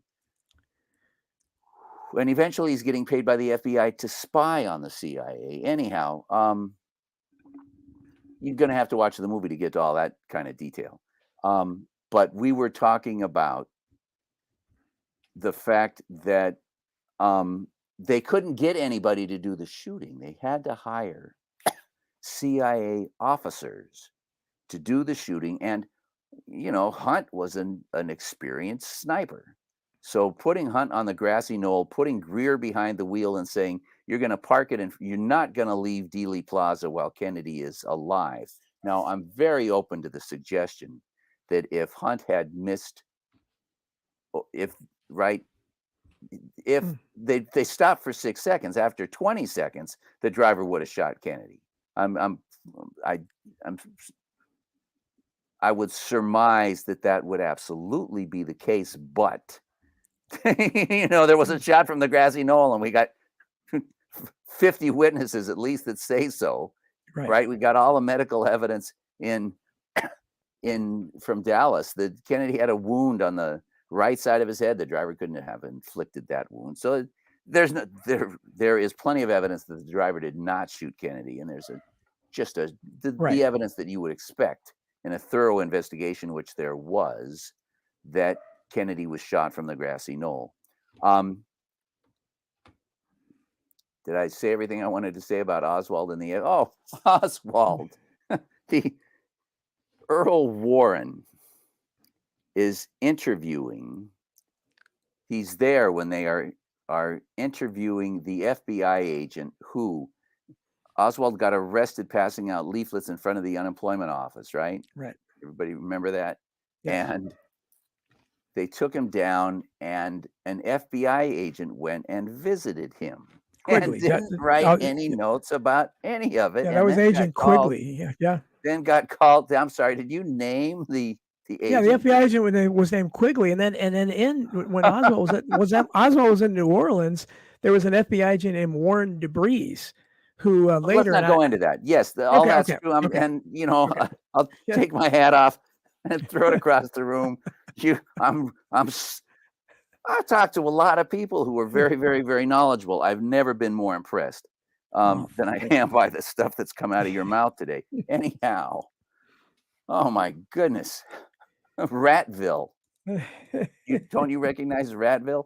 Roger Craig's manuscript is published on a website called Ratville. Anyhow, was it okay? This guy, if you say it's Quigley, is sitting on the stand getting examined by the Warren Commission, and Earl Warren is not happy about the story that he's telling, and he wants this guy to know, you, on a Saturday, you went down to the New Orleans police station, and you went in and you sat down and you interviewed this guy, and you didn't make any notes. Now, why did you go down to interview this guy? And the agent says, oh, well, we like to keep the citizens informed, and we had information that this citizen needed information about how what it was that the FBI would involve itself in and what they wouldn't involve itself in. So I went down there to inform him that the FBI was not going to become involved in his case. And Warren says, you don't say. That's in the Warren Commission documents. You don't say. And if, you and I are older than a lot of the people in the audience, perhaps, but when I was a kid, if somebody said you don't say, they meant you're a lying so-and-so. That's how that translates, at least when in the vocabulary in the patois when I was growing up. Anyhow, that this is not to the point. The point is that they couldn't find anybody to do the assassination because any competent individual would understand very, very, very clearly that they're going to be murdered. They're not going to see the sun come up. And oh my goodness, it's in my video. You need to watch my video. There's testimony from the guy who was hired to kill. He was supposed to go to the rail yard and meet the guys who got off of the boxcars. And definitely have to watch your movie. What do you think of it? White Wolf wants to know what are your impressions of Garrison? Oh, hero. Start to finish. Yep. He did the best job he could under the circumstances, which were horrible. They were killing his witnesses. You had governors of all these states that weren't extraditing, including Reagan and Connolly, who was shot. The only thing I got against Garrison is that he told John Barber and he didn't tell me. That Harriman he told John Barber a lot of stuff he didn't tell anybody else. That Harriman was the guy. Well, God damn it. What is Barber doing? How come he hasn't? How come he's not on the phone with me right now discussing our plan to take all of this stuff and turn it into a video? Anyhow, what's the point? The point is, these guys did not tell the New York Times what to do with their coverage on the Kennedy assassination, right? The New York Times coverage of the Kennedy assassination the day of was really excellent, right? They quoted the Dallas doctors saying that Kennedy got shot from the front right and that he had a huge exit wound in the back of his head. That's all in the November 23rd extra edition or afternoon edition anyway of the New York Times. But, the next day, all that truth that was in there evaporated. And, Lansdale didn't have the clout, the juice, and certainly not any of the people who worked for him didn't have the juice to be telling the New York Times what to do. So, it's a bigger deal. So Hunt If this is in plausible denial. Hunt is on the stand, and I think he might be being examined by the CIA, and he's bragging about what an upstanding individual he is. And so he brags about how in Paris after World War II, he was Averill Harriman's press secretary. Well, as he's telling us that, he doesn't realize how much other information we have showing that that's not, this is the opposite. That's incriminating, that information that you just gave us. But so Hunt was that close with Harriman. Bush's dad, Prescott, was Harriman's closest business partner. They were co-directors of all of the Harriman organizations. And so here's an example that you guys have my permission to take to the bank. 1942, J. Edgar Hoover. So everybody who's bad-mouthing J. Edgar Hoover, remember what I said about all that really, really, really, really good FBI investigative stuff that turns up in the Warren Commission documents. Hoover did all that stuff. Hoover wrote the most important memo incriminating Bush, and he hid it in such a way that it didn't get exterminated. He didn't put Bush's name in the title, and he didn't put it in the first paragraph. He buried it down at the end, and so it survived. So I got lots of props to give to J. Edgar Hoover. But Hoover in 1942 seized Union Bank as a Nazi asset. Well, why didn't he arrest the CEO, Prescott Bush? Well, because Prescott Bush had some really, really heavy hitters on his side. Averill Harriman being the guy. Prescott owned 1 share of the bank. Harriman owned 4,000 shares. So that's the relationship between Harriman and Prescott Bush. Prescott Bush is a really, really powerful, really, really, really evil guy, and Harriman is 4,000 times that. Okay, I'm going to move right along if you don't have any objection. No, please do. Please do. Okay, so the driver is this guy named Greer. And if you've seen the movie Moulin Rouge, the bad guy, the Duke in the movie, has a thug who works for him, who's undoubtedly his driver. In addition, right? But if you're a really evil, really, really super duper rich guy, you have a chauffeur who will bury your dead horse and kill the necessary witnesses and bribe the necessary police while you're laying in a drunken stupor in the corner. And I have very little doubt that that's who Greer was for Lodge. And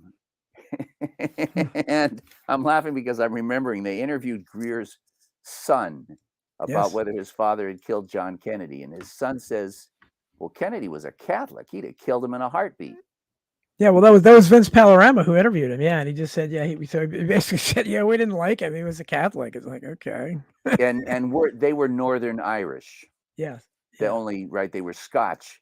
The British brought the Scotch in to be thugs for them in Northern Ireland, and Greer was the descendant of those guys, and they hated Irish Catholics for breakfast, lunch, and dinner. Anyhow, so Lodge is one of the richest and most powerful people in the country, and he and Harriman's fingerprints are all over DM's murder. They were working very, very, very carefully and closely together at the time. Lansdale, as near as I can tell, worked for the Rockefellers. I couldn't connect. He certainly worked for the Rockefellers. I can't connect him to Harriman or Lodge. He worked for the Rockefellers, and they brought him in. Oh my God. If you see the movie, The Quiet American, have you seen that? John Wayne? Michael Caine? Oh, I thought that there was the Quiet American was John Wayne. I don't know. I'm not sure. No. Oh. It's an old movie called The Quiet American with John Wayne. There sure is. Is that what it's called? I believe so.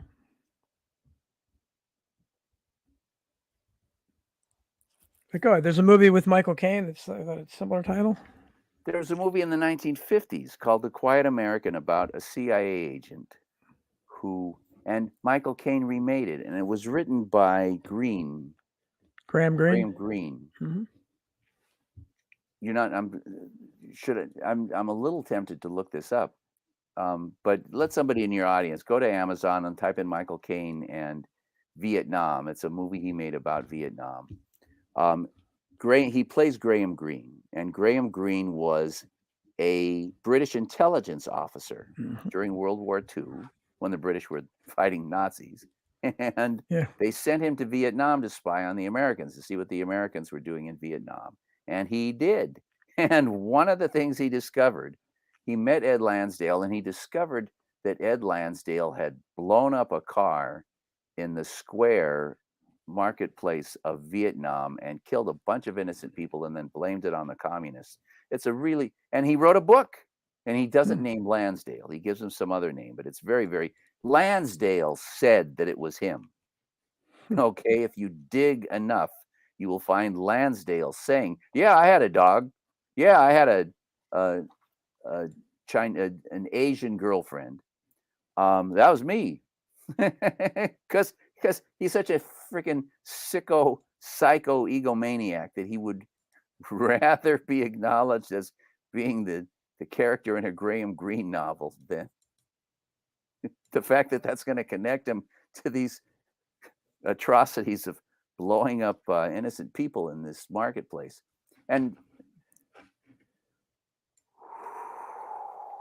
But he had done that in the Philippines for the Rockefellers to get their man elected president. And that's how he gets into this. My brother-in-law jumps in, The Quiet Man. That's what it was. Clint Mesley, thanks for being on that. You see, and Kat Goya and another woman, Karen, both think you look like Richard Dreyfuss. I don't think you're related to him, but a couple of people have commented on that. Just for what it's worth. What about Clint Eastwood? You don't think Come on, Richard Dreyfuss. Anyway. Yeah. Any movie star will do. Yeah, he's a movie star, right? Where were we? So Harriman, right? And I'm telling you, this guy Corson, Kennedy's CIA guy in the White House, and Angleton. Trento is the name of the reporter who I regard as being really, really solid. And Trento became fairly close to Angleton, as close as anybody could. And he reveals it's all in the movie, right? I show you the pages out of the book. You can't ask for better. That it was Harriman who murdered DM, and then Kennedy fired him, essentially. He kicked him upstairs. He removed him from Vietnam affairs. And so then Harriman and these guys, the people who worked for him, murdered Kennedy. All right. But so I had heard, and Jim Mars told me, you need to look into Brown Brothers Harriman. This is 20 years ago that the late, great Jim Mars told me that I should look into Brown Brothers Harriman, that there was an important connection there. And so I look into them, and it seems fair. Oh, my goodness. And I'm not going to begin. Brown Brothers Harriman has been the largest bank in the U.S. since 1770. In 1770, they owned probably 60% of everything in the U.S. that was worth owning. And I don't want to make these numbers up. They're in the film, and my video Breakthrough on Vimeo, and it shows you the webpage from Brown Brothers that they were purchased by the Bank of England in 1825, something like that. Well, a few years before, the Bank of England had been purchased by the Rothschilds. That is in Wikipedia. So surprise, surprise, surprise. You can trace. I spent 50 years doing this stuff. I spent 2 weeks getting from Harriman to the Rothschilds and the Bank of England. That Wikipedia and the Brown Brothers Harriman website, and the stuff that the Rothschilds write about themselves. those are some horrible, horrible, horrible people who say stuff about themselves that would make me blush, and I'm not easy to make blush. And they're bragging anyway. Are we ready to move on? So Yeah. the Rothschilds, Yes. Harriman and Lodge and the Rockefellers are stooges. The British bankers have dominated the U.S. economy since the 1700s, absolutely dominated. Their main competition was the Southern slave owners, who they owned, but nevertheless, these guys had enough power and influence to rival the interference of the British banks in the United States. And the fingerprints of the Rothschilds are all over the Civil War. Yes. And that ain't my next video, but it's on the list. All right. That's coming attractions. I'm sure Netflix will pick that right up. So Lyndon Johnson. That's for me, this was a breakthrough.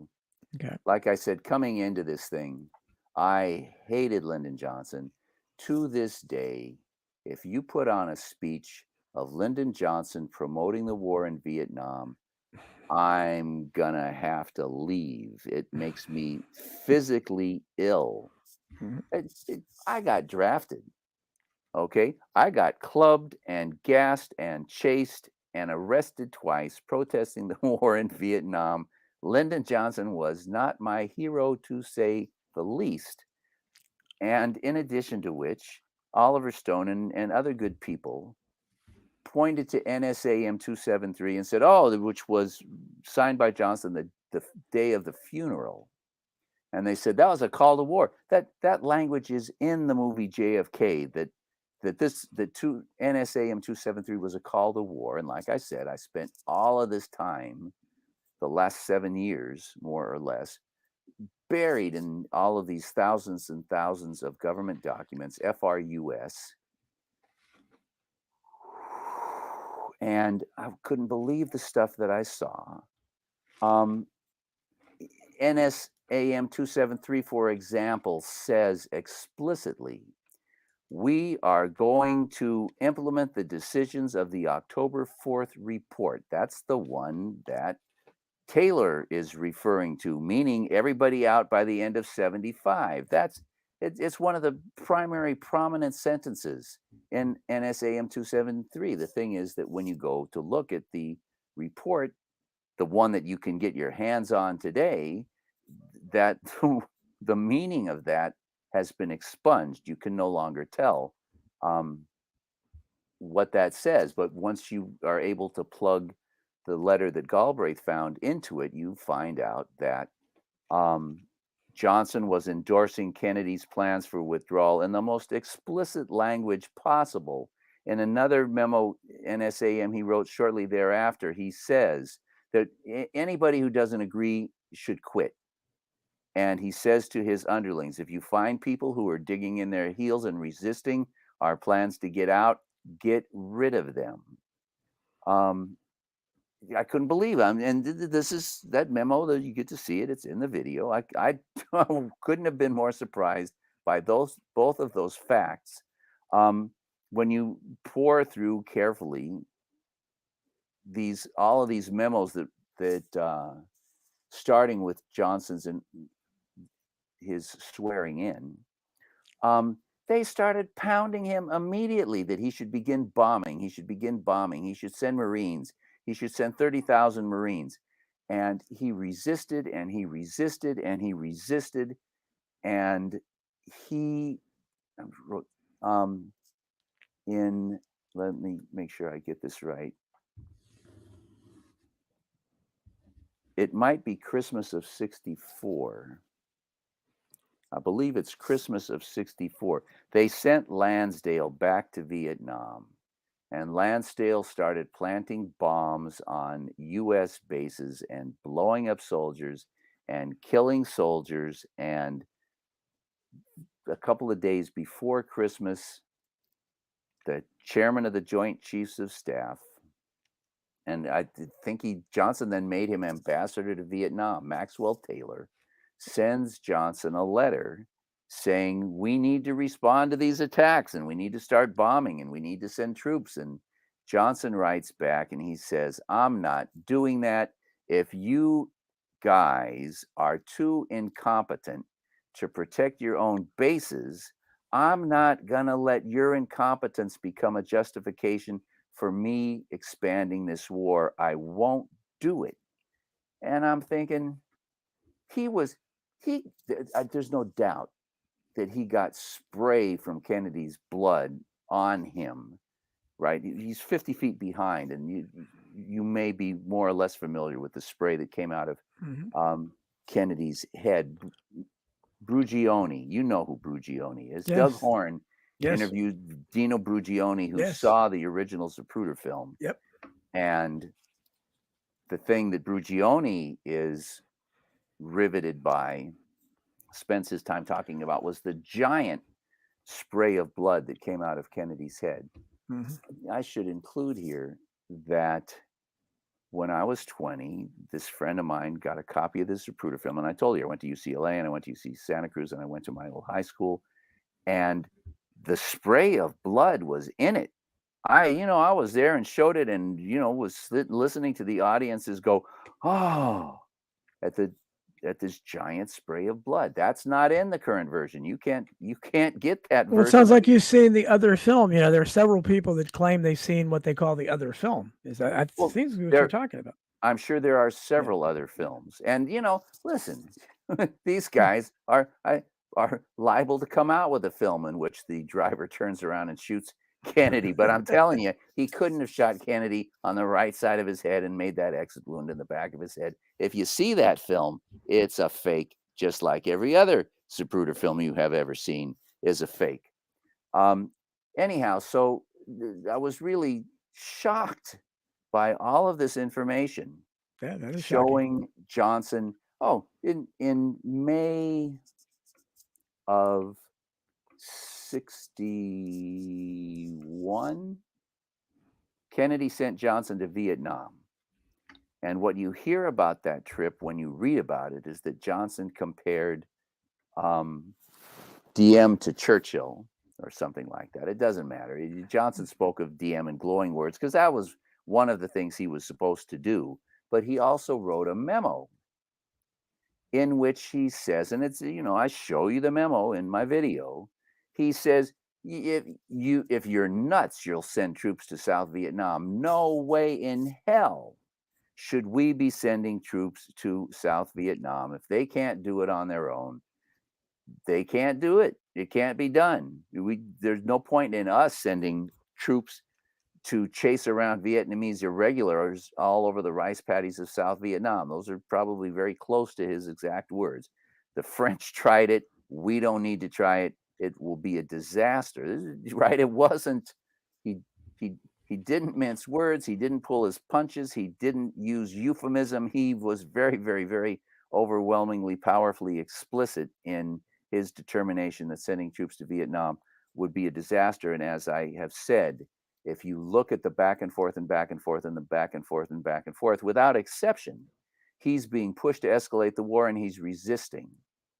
And Galbraith told me that he ran into Robert Dallek, who was living at the Johnson Library at the time because he was getting ready to write this giant book on Johnson. Yeah. And Galbraith describes running into Dallek one day and Dallek telling him how he had found the memo that said that the CIA had told Johnson that the Cubans were going to blow up his plane and kill him and his family.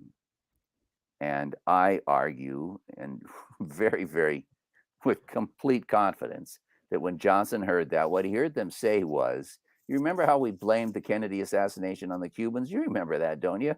And now Hoover told you, it turns out that was all a big lie. Well, we're lying to you again, telling you that the Cubans are going to kill your family. Well, the Cubans didn't kill John Kennedy. We did.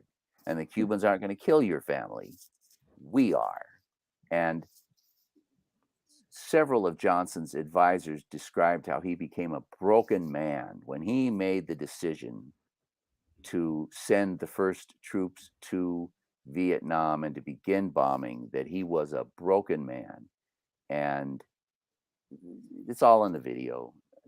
won't go we definitely want to, and I want you to promote it again. We're running out. I just want to. We had those questions. I just want. Chris Graves is going to kill me if I don't ask you about the JFK Jr. thing. What about the 3 witnesses to an explosion? That would be Victor Perbanik, the lawyer, the still unidentified Vineyard Gazette reporter who I tried to locate, couldn't do it, and the still unidentified wedding guest at Rory Kennedy's wedding that all gave some kind of indication that an explosion or something happened there. Well, please do 2 things. Go to Vimeo and watch Breakthrough. If you watch the trailer, it has most of what I've been talking about in today. I went through the NTSB report, 350 pages. I went through it with a fine-tooth comb.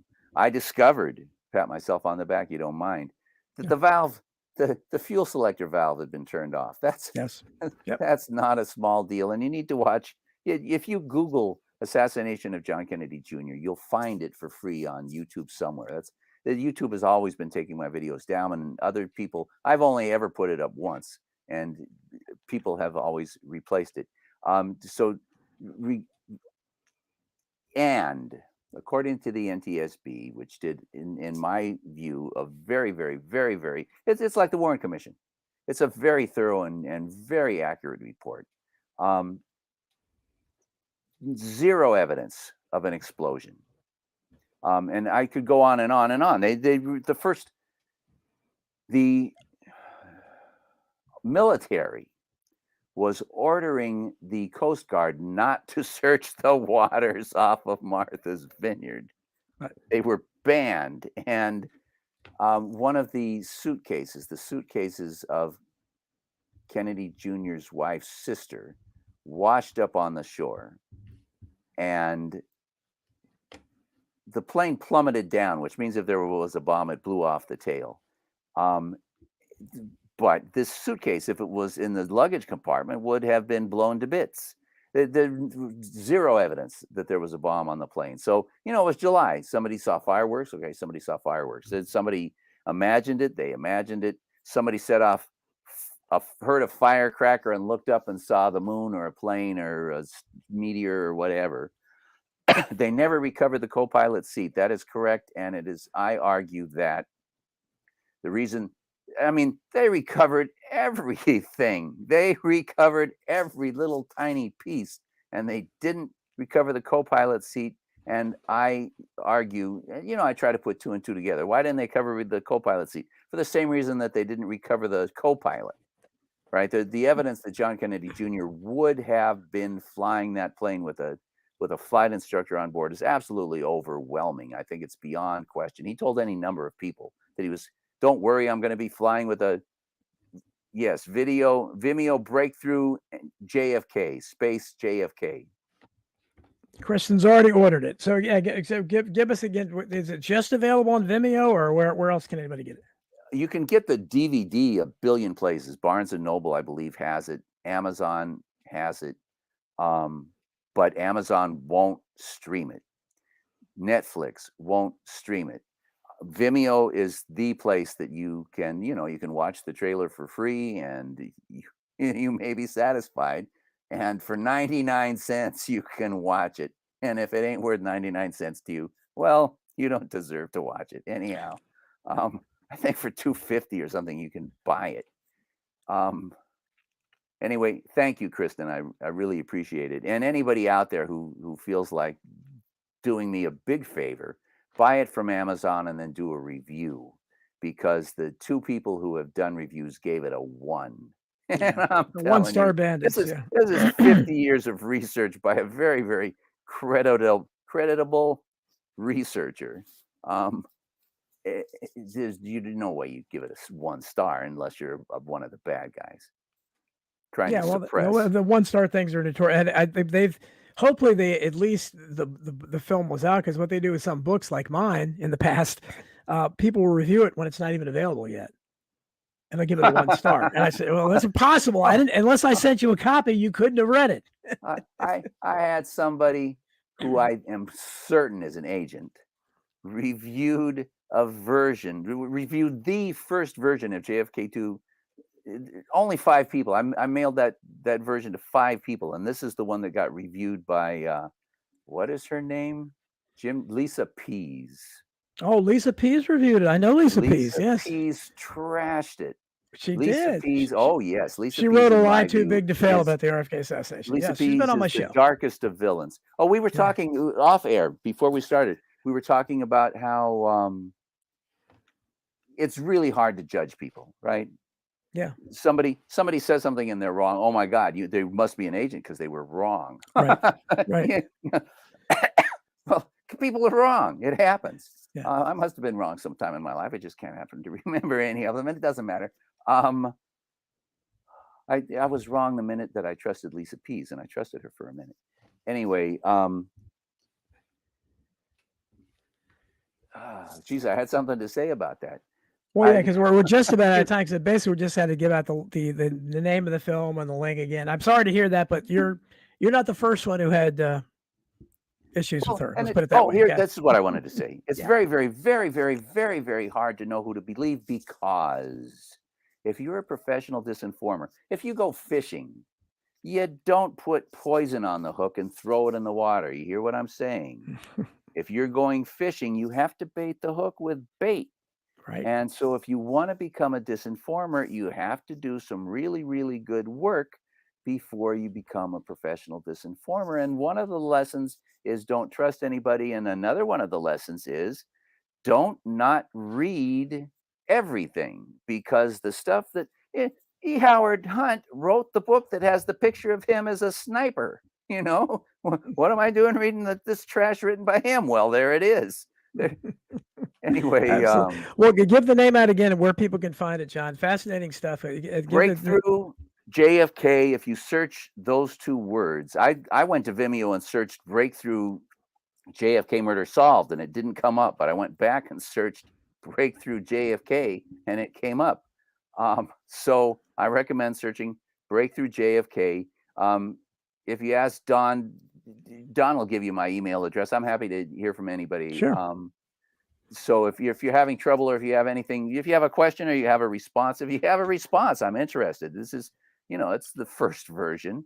I typically issue 2 or 3 versions, and it's not too late. Oh, it's way too long. Did I mention you're not going to get through it in one sitting. It's way too long, but it's all there. You won't say that what about this? That's not what you're going to say.